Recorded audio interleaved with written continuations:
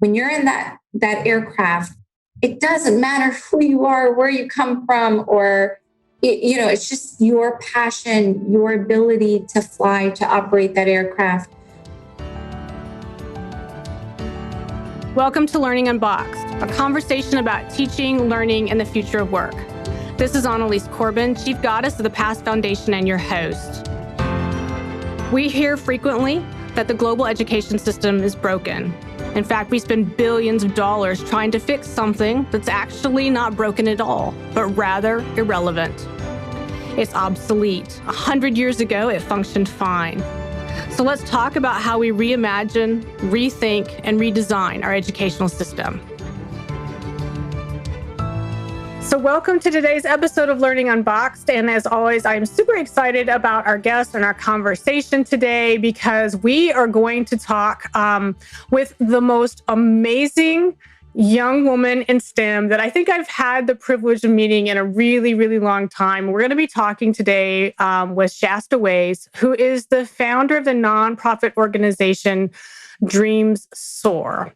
And here's the thing that we should all just be blown away and amazed by with Shaesta. She flew around the world solo in a Beechcraft Bonanza A36 aircraft in 2017, becoming the youngest woman to circumnavigate the globe in a single-engine aircraft. And if that's not cool enough, the purpose of her global flight for STEM was to inspire the next generation of technology, science, engineering, math, all those STEM folks and aviation professionals, particularly young girls, which is the foundational mission of Dreams Soar. Add to all of that, she flew 24,000 nautical miles in a 145-day journey, visiting 22 countries across 5 continents.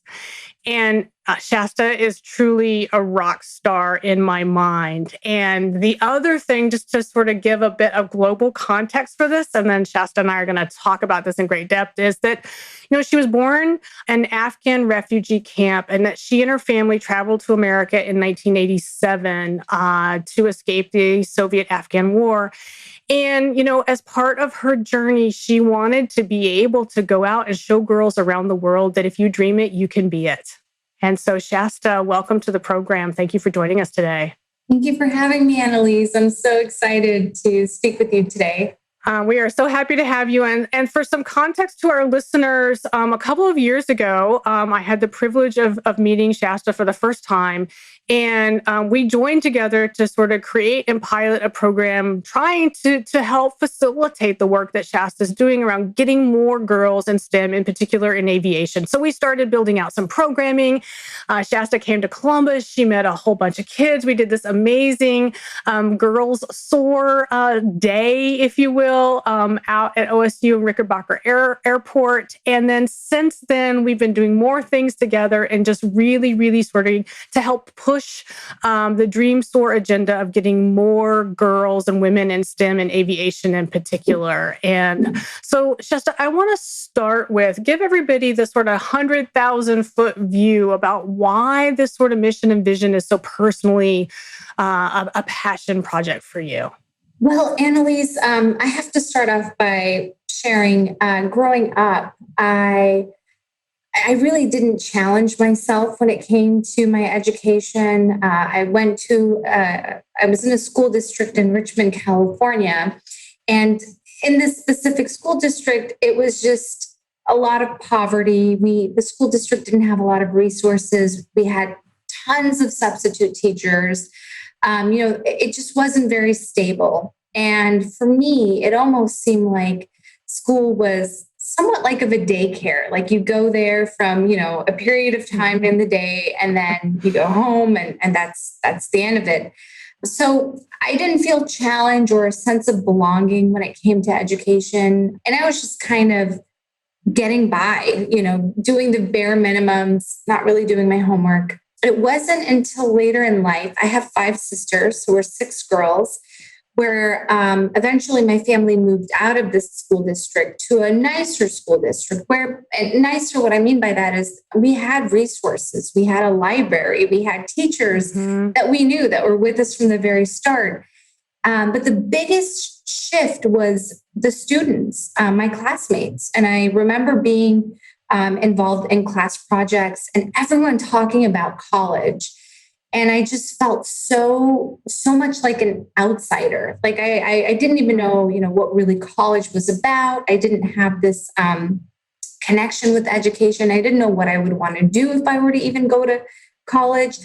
And I'll never forget it. It was during lunchtime. I was sitting with my friends and they turned to me and they're like, well, Shaesta, what about you? What is it that you're going to do after high school?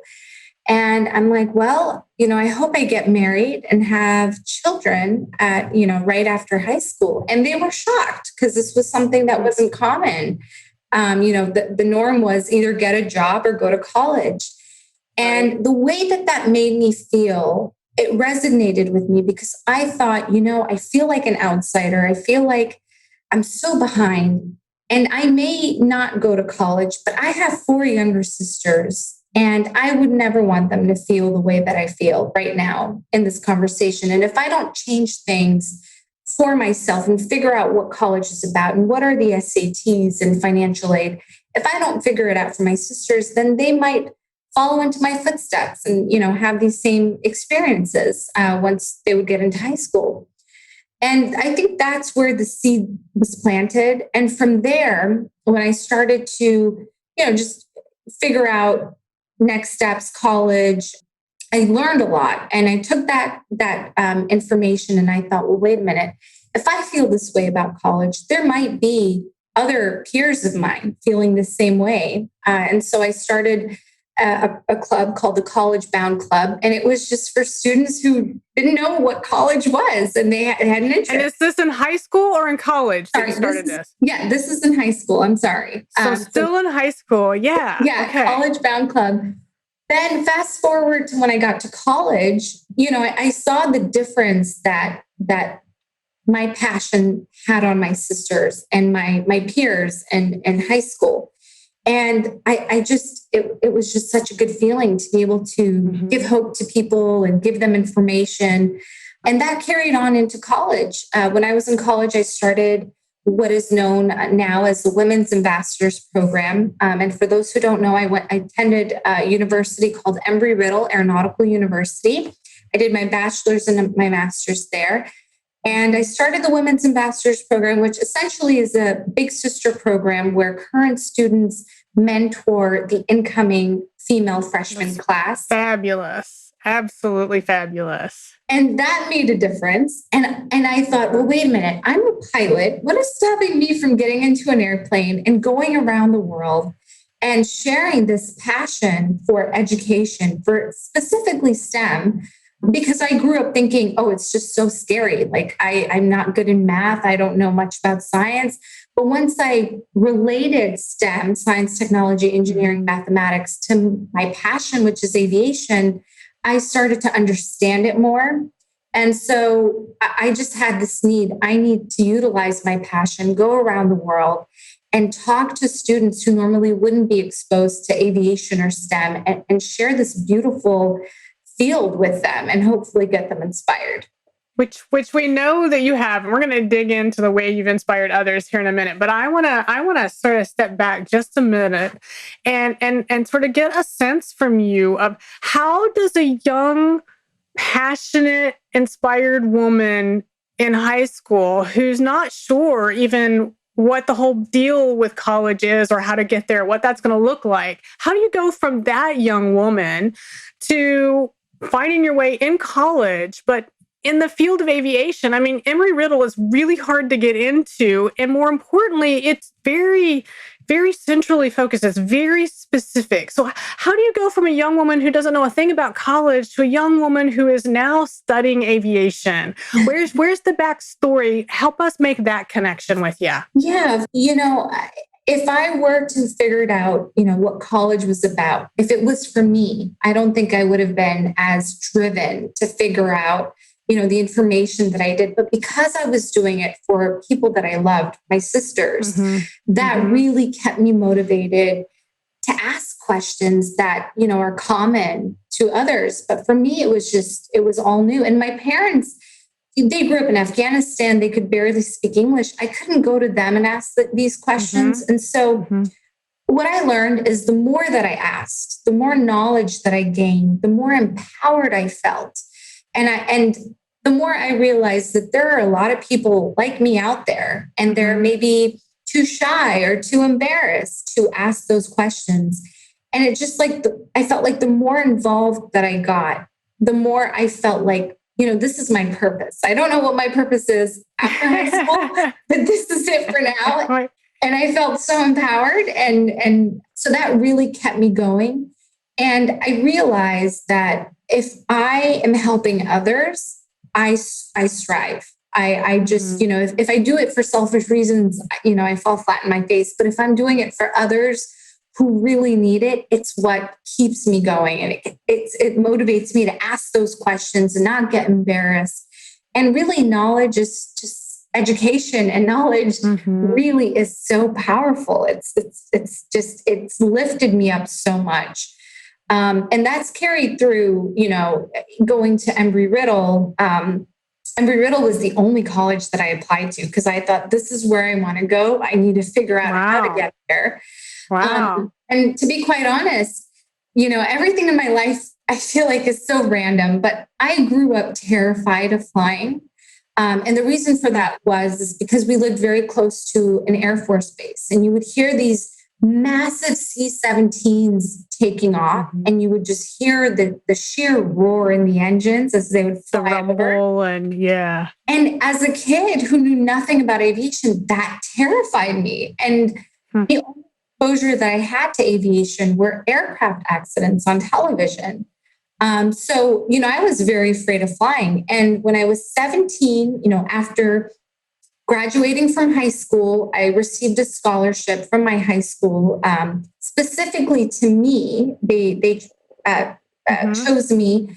And it was a scholarship that the terms were, to get this money, you need to go to college. And we're giving this to you because we believe in you and we want you to go to college. And you've done so well in high school. So that empowered me. And after high school, I went on a flight from California, where I grew up, to Florida. And there I was, 17 years old, sitting in the back of a Delta Airlines flight, really afraid of flying.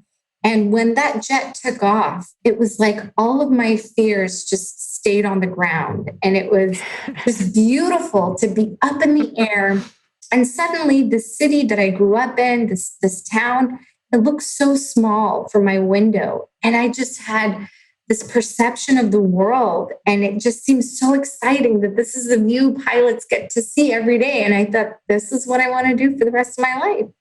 Yeah, it's just been an amazing journey. But I have to say, it was a lot of being brave, getting out of my comfort zone, and really trusting my intuition and believing in these things that would come to me, like getting on an airplane and flying and having this feeling that I want to become a pilot. That is an amazing story. And I know you hear that all the time. And I've heard you tell pieces of this story, full disclosure for our listeners, before. And I'm fascinated every single time by the telling of the story, in part because it was a brave thing to do on so many levels. I mean, to literally just take this leap and know in your heart of hearts that it was going to work out for the best and it was going to make a difference. And so I do want to fast forward a little bit, and you're through college, you become a pilot, you do all of those components, and then walk us through sort of the next piece of the story that says, hey, I'm a young woman and what the heck, let me fly solo around the world, right? And granted, the reason for the mission, if you will, to inspire others to be brave, to have passion, and to recognize that they too can to be part of the great STEM ecosystem that is. But along the way, I suspect that there were many more pieces to it than that. So walk the listeners through just sort of at that sort of high level about why that journey why do it that way? Why the stops along the way that allowed you to tell the story and inspire others? You were getting a lot out of that as much as they were getting. But at the end of the day, when you look back on it, sort of what was your purpose and mission that you then now still carry forward? Because I do want to get into your current work on our conversation. So it all started typically when you become a pilot, there are 3 categories of flying that you can do. And this is very general, but it's either join the military and fly for the military or fly for the airlines. And the third option is to fly business or corporate aviation, which, any major corporation out there typically has a flight department, sports team. And so that flying where you fly that corporate jet or business aircraft, that's called business aviation. So it's these 3 broad categories. And to be quite honest, I didn't see myself in any of these 3 buckets. And it wasn't like, I thought, I don't want to be an airline pilot. I don't want to fly for the military. I actually gave it a good shot. I interned with a huge airline in the west coast of the United States. And I had an amazing experience there. And I worked a lot with pilots and I got to jump seat in the cockpit of this airline. I also went out in Alaska and spent about a week with the Air National Guard there to learn about, what military flying is all about. And that was very insightful. And then I had went on tours and attended very big business aviation conferences that were taking place around the United States. So, I really tried to do my homework and figure out, where do I belong? And I couldn't find myself belonging anywhere. And so one day I took a step back and I thought, okay, if money wasn't a factor, take everything out, Shaesta, what do you want to do? What is your perfect ideal job? And I came to this conclusion that I want to fly my small plane around the world and share with others the importance of education, the importance of stepping outside of your comfort zone and being introduced and exposed to careers in STEM and aviation. And more specifically, I want to do this for women because I feel, women are not represented in the STEM fields and in aviation. There's a big gap, and these fields are missing a great deal of talent because women are not a part of it. And they're here. Yeah. Yeah. And so, I initially had this idea, but I thought I could never be brave enough to get into a plane and actually fly around the world. But the more that I advanced in my flight training and the more flying that I did, I learned a very big lesson. And that is, at the end of the day, the aircraft, when you are pilot in command, the aircraft doesn't know if you're a man, if you're a woman, if you're from Afghanistan, if you're from Ohio, if you have blue hair, black hair, the color of your skin.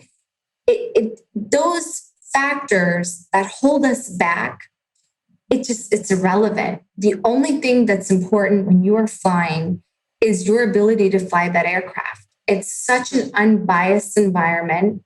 And knowing that, it empowered me to be who I am, embrace my background, embrace who I am and what I look like, and just go for it, And so the more that I learned this lesson after every flight, the more empowered I felt. And I thought, I got to one point where I told myself I can fly around the world. There have been 7 women before me who have done it. And I don't know what's separating me from them. We all have this passion for aviation. We're all human. We're all women. If they can do it, I can do it. And so that was really the purpose of this flight. That's how it all started. Mm-hmm. And sure enough, I wish I could tell you, Annalies, it all happened overnight. But the reality is that it took 4 years of hard work, of dedication, of fundraising, of putting proposals together. It was just nonstop. Mm-hmm. I had dedicated my life to this purpose, to empower the next generation to pursue careers in STEM and aviation. And I'm so glad I never gave up within those 4 long years. And it all happened in 2017. Yeah, and it's an epic journey, and there's a lot of information out there, and the Dream Soar website provides a fair amount of information about the details of sort of the flight and the adventure. And I want to kind of not go there, but encourage our listeners, please go there, because actually the story of that 145-day journey is fabulous. Hopefully, and there's lots of stuff to sort of dig into, but I want to sort of step back away from that singular set of 145 days and really talk about, Shaesta, the impact that journey, that adventure, that ordeal, because there were components of it. There were a bit of an ordeal, the bravery and everything that came out of that, and sort of look at it sort of from the lens of everything that happened since then. And the work and the passion that you've had to take that adventure and bring it home, if you will, in a real global sense, right? And to make components of that very, very accessible to students around the world through the work that you're doing now. So let's talk a little bit about after that was all completed and now sort of the work that you're doing specifically. So share that with our listeners, because, a lot of our listeners are folks in the community, parents, but it's a lot of teachers, right? And it's a lot of folks at science museums and libraries that, are gathering the stories that we're telling and trying to figure out how they can bring those stories or elements of the work from the folks that they're hearing into their own communities. So share that with us. Right, absolutely. So yes, if you can visit dreamsoar.org, you'll read a lot on there. We also have a YouTube page highlighting the global flight around the world. But when I landed 145 days later on October 3rd, 2017, we had reached 3,000 children. And this, Annalies, was not like, a big conference room. I mean, this was 3,000 kids face to face, giving them hugs, shaking their hands, speaking to them, face to face. It was that type of interaction. And around the world, what we had were planned outreach events. So it was very important that the goal was not for me to set a world record and fly around the world. The goal was how we reach as many children as we possibly can. So along the way, we hosted outreach events where it was structured to give an introduction to these children about STEM and the different careers in STEM and in aviation. And through the flight, we had reached 3,000 children around the world. And it was a total of 30 stops where I would go down and interact with these children. And once we finished the trip, Dream Soar, the nonprofit, we visited an additional 9 countries.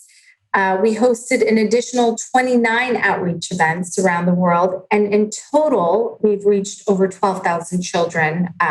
Again, introducing STEM and aviation, which, it's not that big of a number, but I think the intimacy and the time and energy that we put into it, I mean, we really feel like we've made a great impact and there's so much more to do.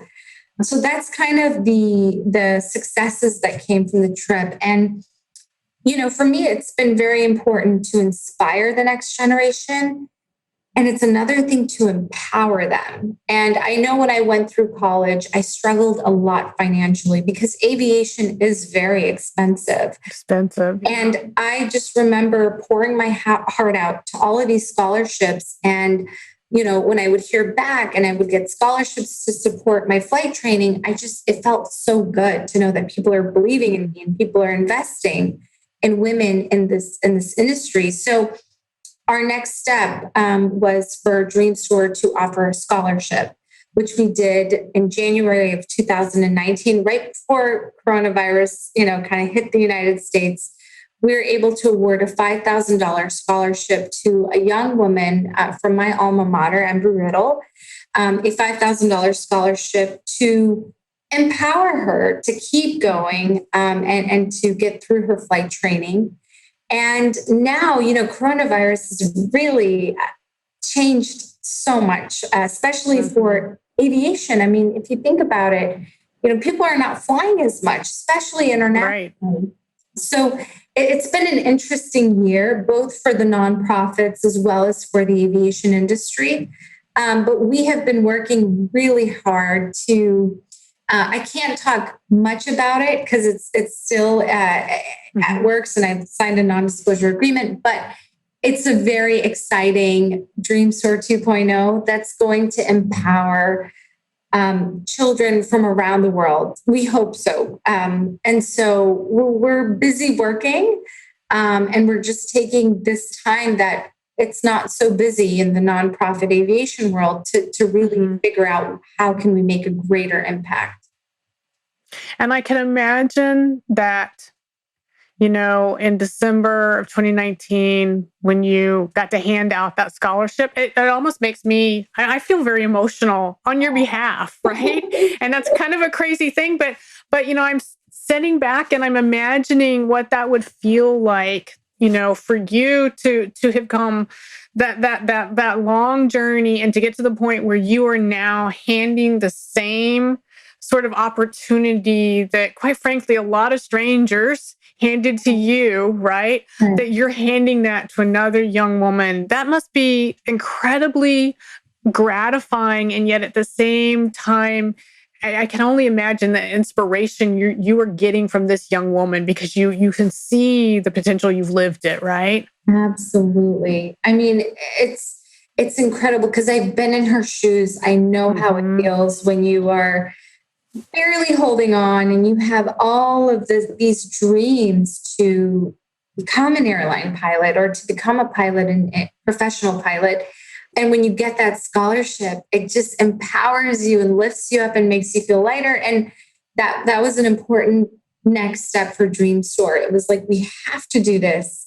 So it took our team some time to fundraise and build that up. And we hope to do it again. Especially to a young girl outside of Embry-Riddle, just to, give people opportunities in different situations in different parts of the United States. So more to come on that. But absolutely, I mean, I was just such an emotional wreck when I put the scholarship out. And we had a big ceremony too. And it was an incredible feeling to do that. And I want to be able for this organization to continue to do this for years to come. That's fabulous and absolutely inspiring. So in addition to that piece of work, you also have a children's book. I just want to make sure that our listeners know you have a children's book called Fly Girl Fly that you co-authored with Nancy Rowe-Pym. So tell our listeners just a touch about the book and what age group. So, because I'm sure folks will want to get their hands on that. So that's pretty fun. Absolutely. So Fly Girl Fly, it's called The Story of Shaesta Waiz, which I'm like, Shaesta Waiz, how is this possible? One thing that I've learned is representation matters. And I remember going to the library and never really seeing someone, a female pilot that looked like me, whose story was out there. There are a lot of pilots with a diverse background that are out there. You just never really get to hear about them, or stories and books are not published about them. So my first big goal was we need to get a children's book out there. And it needs to tell the story of being born in a refugee camp and my family coming from Afghanistan and me being this shy young girl in class and just having a sense of like, not having a purpose, and that all turning around as I found aviation and furthermore when I flew around the world. So it's a beautifully illustrated book. And Nancy Rowe-Pym is actually a Columbus, Ohio native. And she's written a couple of aviation books as well as other books. She had been with me kind of following along since the very beginning. My first stop actually on this global flight was Columbus, Ohio, to honor Mary Mock, the first woman to ever fly solo around the world back in 1964. It was great to work with Nancy. The book is out on Amazon. It's actually right there. I don't know if you can see it. Oh, yeah, there it is behind her. Yeah. And it's just really to inspire the next generation, whether you're a boy or a girl or from any part of the world. All of my profits and proceeds go to the nonprofit for things like scholarships. And so that's been very exciting. And now I'm kind of working on an adult's book. I don't have a writer lined up yet.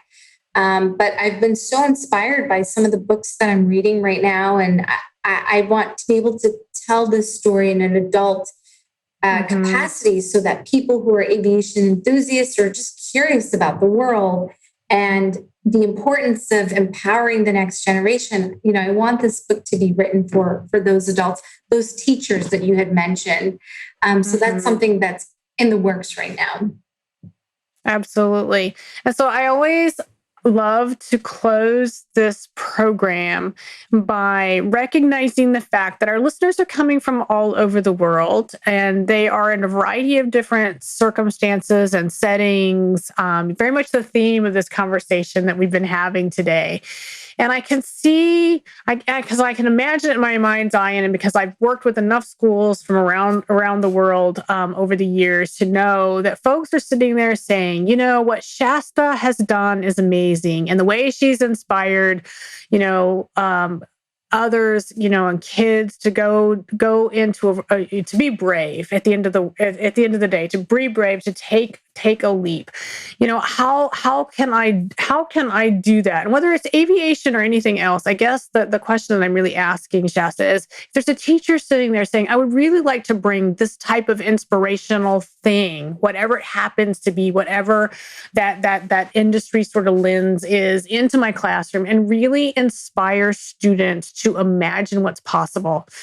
From your own experience, two things. The first one is, what do you say to the adult that's contemplating trying to get creative about how could I inspire children? And then, with that child's hat on, if there was something you could go back and either have access to or do differently, what would it be? Because I suspect there's a synergy between these two questions. Absolutely. This is a very interesting question, and it's something that a lot of our research and work goes into is how can we make that difference? How can we make that impact?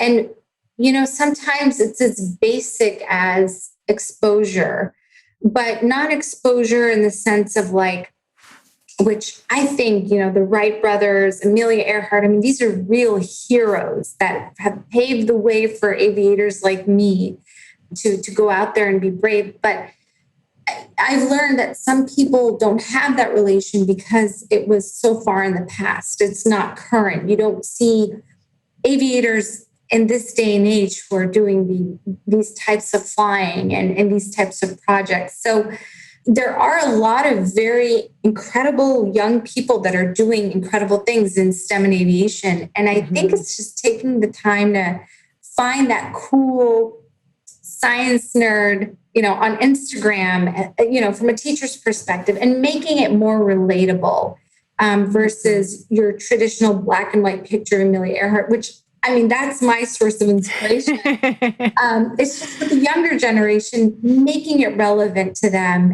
in a way where they see through social media, they see through the news, through YouTube, and just incorporating what they enjoy through this inspiration. I think it's been very effective for us.